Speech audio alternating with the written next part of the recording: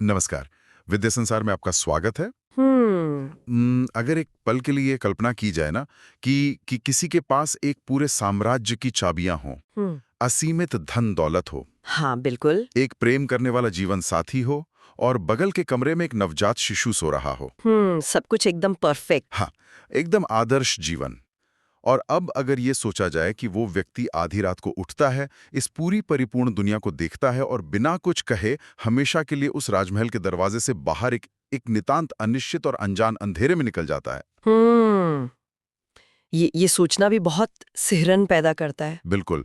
और आज के हमारे इस गहन विश्लेषण का जो मिशन है ना, वो एक ऐसे ही व्यक्ति के ऐतिहासिक और आध्यात्मिक सफर को समझना है। हम्म एक ऐसे राजकुमार की कहानी जिसने राजमहलों की विलासिता को छोड़कर सत्य की एक ऐसी राह चुनी जिसने उन्हें सिद्धार्थ से गौतम बुद्ध बना दिया। सही बात है। आज हम उनके दर्शन जैसे कि चार आर्य सत्य और अष्टांगिक मार्ग और उनके संघर्ष पर चर्चा करेंगे। और उन प्रमुख स्थानों की भी बात करेंगे जिन्होंने दुनिया को देखने का नजरिया ही बदल दिया। लुम्बिनी से कुशीनगर तक का सफर। बिल्कुल बिल्कुल। तो चलिए बिल्कुल शुरुआत से इस कहानी के धागे खोलते हैं। हम्म इस ऐतिहासिक यात्रा की जो पृष्ठभूमि है वो नेपाल के लुम्बिनी से शुरू होती है। हाँ, 563 ईसा पूर्व में। जी, 563 ईसा पूर्व शाक्य वंश के प्रमुख राजा शुद्धोधन और रानी महामाया के घर एक पुत्र का जन्म होता है जिसका प्रारंभिक नाम सिद्धार्थ रखा गया। एक ऐसा बच्चा जिसके जन्म के साथ ही पूरे राज्य में जश्न का माहौल था। हाँ, लेकिन इसी जश्न के बीच एक बहुत ही मार्मिक घटना घटित होती है ना। बिल्कुल। और ये घटना ऐसी है जिसका सिद्धार्थ के बाल मन पर बहुत गहरा प्रभाव पड़ा होगा। जन्म के मात्र 7 दिन बाद ही उनकी माता रानी महामाया का निधन हो जाता है। ओहो, सिर्फ 7 दिन बाद? हाँ, एक नवजात शिशु के लिए जन्म के तुरंत बाद अपनी माँ को खो देना कोई छोटी बात नहीं है। ये जीवन की नश्वरता का पहला मौन पाठ था उनके लिए।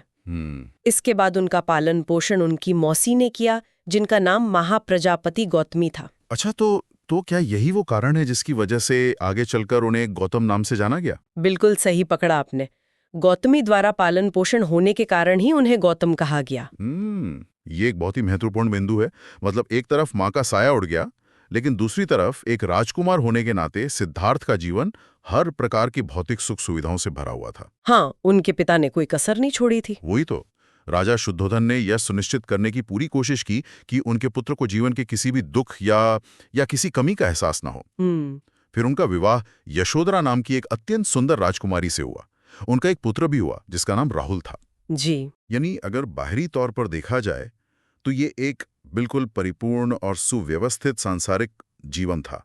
परिवार है, राजपाट है, सत्ता है और एक उत्तराधिकारी भी है। सब कुछ एकदम परफेक्ट। हाँ, और यहीं से कहानी में वो मोड़ आता है जो सबसे ज्यादा हैरान करने वाला है।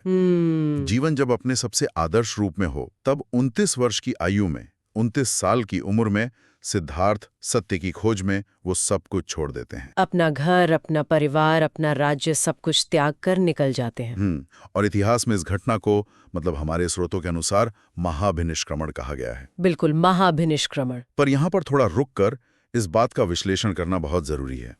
बताइए। क्योंकि अगर आज के आधुनिक नजरिए से देखा जाए तो किसी का भी इस तरह से अपनी पत्नी और एक नवजात शिशु को छोड़कर चले जाना, क्या ये जिम्मेदारियों से भागना नहीं कहलाएगा? ये सवाल बहुत लोग पूछते हैं। हाँ, एक आम इंसान तो इस घटना को सिर्फ परिवार को छोड़ देना या संन्यास लेना कह सकता है ना। इतिहास इसे इतना महिमा मंडित क्यों करता है?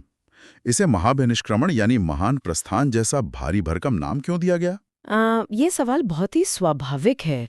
अगर कोई व्यक्ति किसी परेशानी या कर्ज या सांसारिक विवादों से तंग आकर भागता है तो वो पलायन है। हाँ, एस्केप करना। हाँ, एस्केप करना।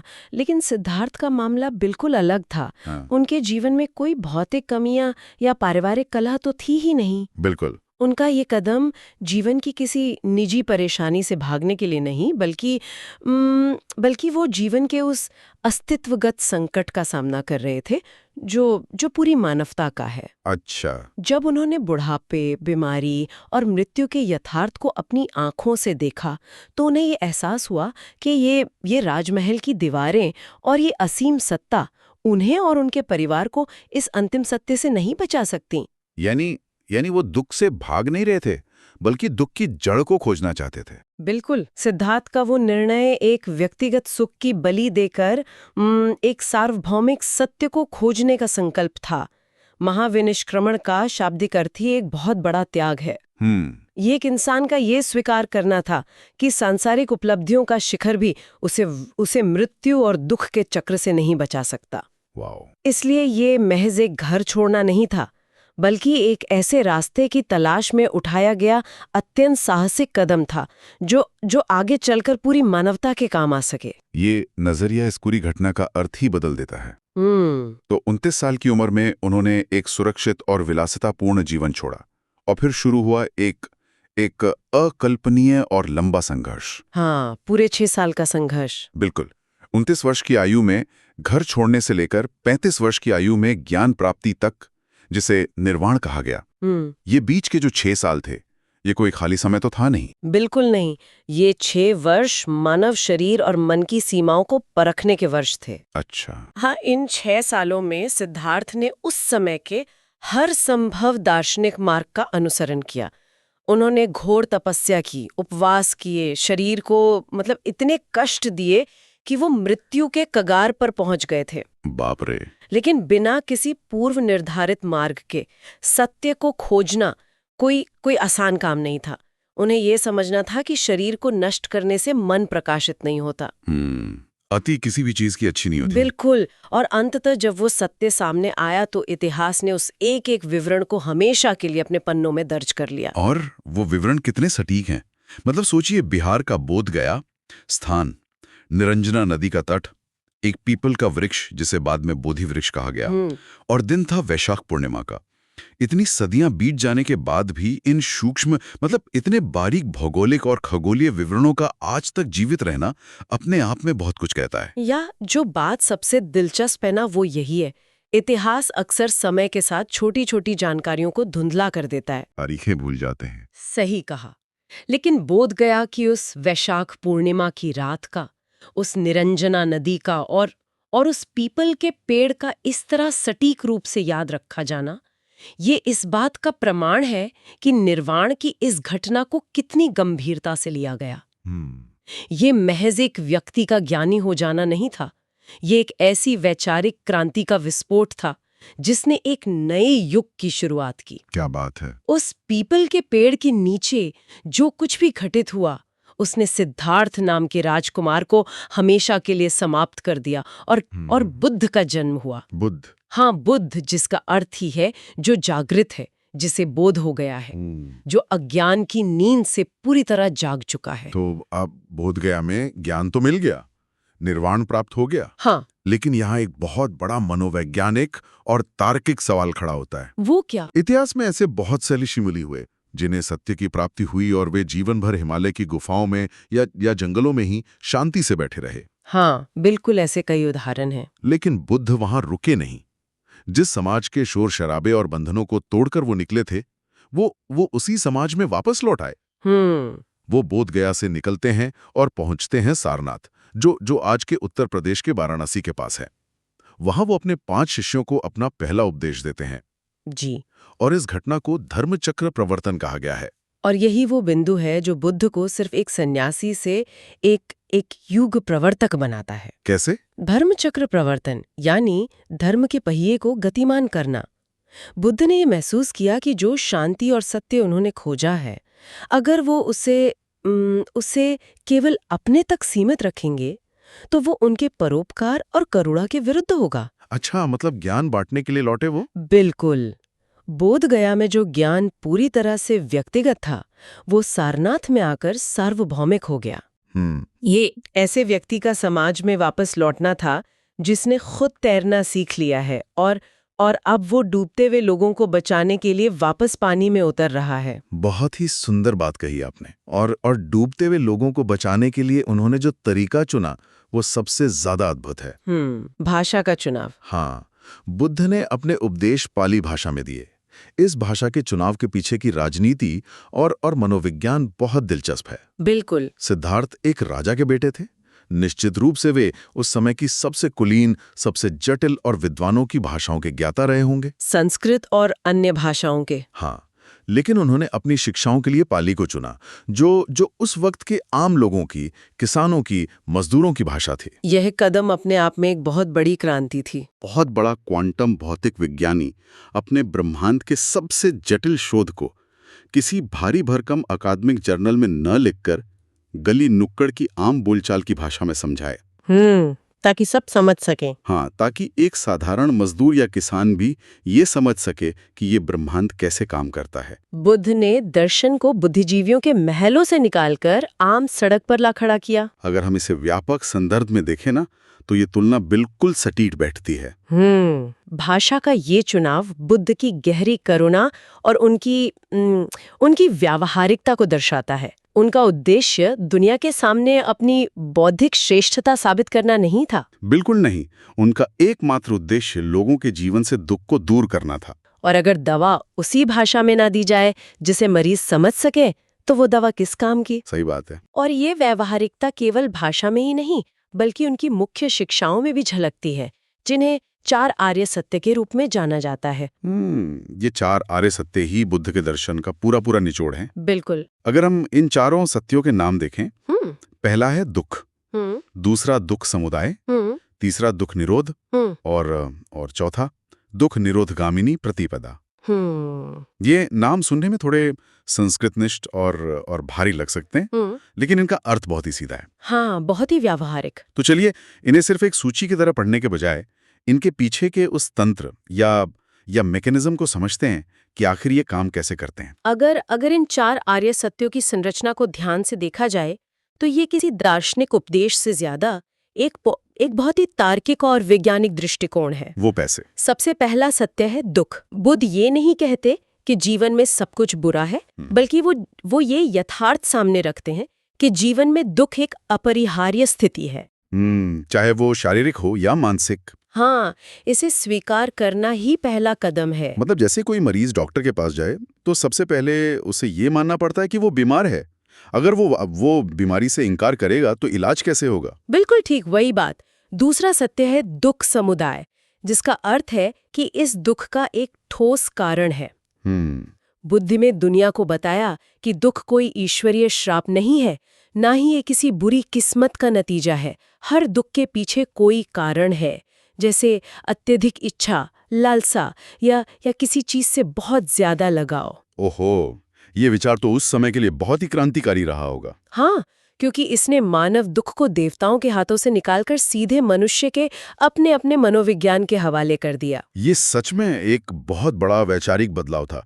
यानी दुख एक मनोवैज्ञानिक स्थिति है जिसे कार्य और कारण के सिद्धांत से समझा जा सकता है। बिल्कुल, कॉज एंड इफेक्ट। हाँ, और अगर किसी चीज का कारण है तो उसे खत्म भी किया जा सकता है। और यही तीसरा आर्य सत्य है दुख निरोध। बुद्ध ने यह घोषणा की कि दुख हमेशा के लिए नहीं है, इसका अंत संभव है। और चौथा सत्य है दुख निरोधगामिनी प्रतिपदा, वह रास्ता या कार्य प्रणाली जिस पर चलकर इस दुख को खत्म किया जा सकता है। और इसी रास्ते को अष्टांगिक मार्ग कहा गया। इस अष्टांगिक मार्ग को समझना भी बहुत जरूरी है। ये कोई जादुई मंत्र नहीं है कि जिसे जपने से सारे दुख दूर हो जाएंगे। ये एक पूरी जीवन शैली है। बिल्कुल, ये सही नजरिए, सही कर्म और सही आजीविका का एक बहुत ही व्यावहारिक ढांचा है। हाँ, ये इस बात का प्रमाण है कि इंसान अपने विचारों और कर्मों में बदलाव लाकर खुद अपना इलाज कर सकता है। समस्याओं को लेकर कोई रहस्य नहीं है, कोई अंधविश्वास नहीं है, बल्कि सीधा और स्पष्ट कारण और निवारण का सिद्धांत है। और इसी कारण और निवारण के सिद्धांत को जन जन तक पहुंचाने के लिए बुद्ध जीवन भर चलते रहे। 563 ईसा पूर्व में लुम्बिनी से जो यात्रा शुरू हुई थी, बोध गया और सारनाथ होते हुए वो अपने अंतिम चरण की ओर बढ़ती है।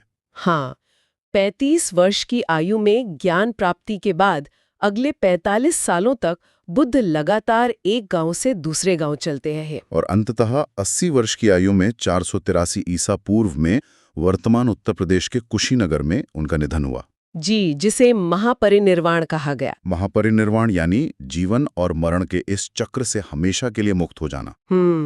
लेकिन कुशीनगर की इस घटना के बाद जो हुआ वो इतिहास के पन्नों में एक बहुत ही तेज और संगठित प्रतिक्रिया थी। बिल्कुल। किसी भी महान विचारक, दार्शनिक या नेता के जाने के बाद सबसे बड़ा खतरा ये होता है कि उसके विचार भी उसके साथ ही खत्म ना हो जाएं, या लोग अपनी सुविधानुसार उनके विचारों को तोड़ मरोड़ न दें।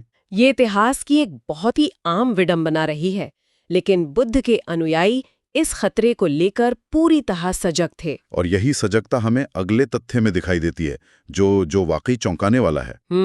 बुद्ध का महापरिनिर्वाण 483 ईसा पूर्व में हुआ, और ठीक उसी वर्ष यानी उनके निधन के तत्काल बाद राजगृह में प्रथम बौद्ध संगीति का आयोजन किया गया। हाँ, फर्स्ट बुद्धिस्ट काउंसिल। इतना बड़ा महासम्मेलन, वो भी इतनी जल्दी। ये एक महत्वपूर्ण सवाल खड़ा करता है कि मृत्यु के तुरंत बाद इस तरह की संगीति बुलाने की इतनी तत्परता क्यों थी? क्यों थी? इसका उत्तर हमें बौद्ध धर्म के त्रिरत्न में मिलता है। अच्छा। ये त्रिरत्न है बुद्ध, धम्म और संघ। बुद्ध यानी स्वयं शिक्षक, धम्म यानी उनकी शिक्षाएं, और संघ यानी उनके अनुयायियों का समूह।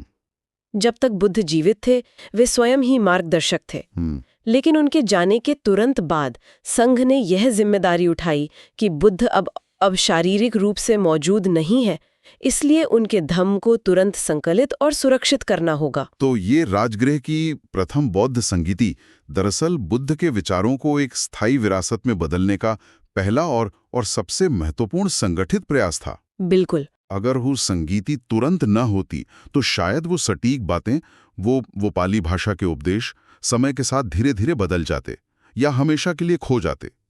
बुद्ध के जाने के बाद संघ ने धम्म को जिंदा रखा। ये एक बहुत ही शानदार निष्कर्ष है। संघ की इसी दूरदृष्टि के कारण ही आज 2500 साल बाद भी हम बोध गया के उस पीपल के पेड़, सारनाथ के उस पहले उपदेश और उन 4 आर्य सत्यों के बारे में इतनी स्पष्टता के साथ चर्चा कर पा रहे हैं। सच में आज की इस पूरी चर्चा को अगर एक सूत्र में पिरोया जाए तो सिद्धार्थ के महाभिनिष्क्रमण से लेकर कुशीनगर के महापरिनिर्वाण तक ये यात्रा सिर्फ एक नए धर्म की स्थापना की कहानी नहीं थी। हाँ, ये मानव मन के सबसे गहरे कोनों को समझने की एक अत्यंत तार्किक और मनोवैज्ञानिक यात्रा थी। बिल्कुल।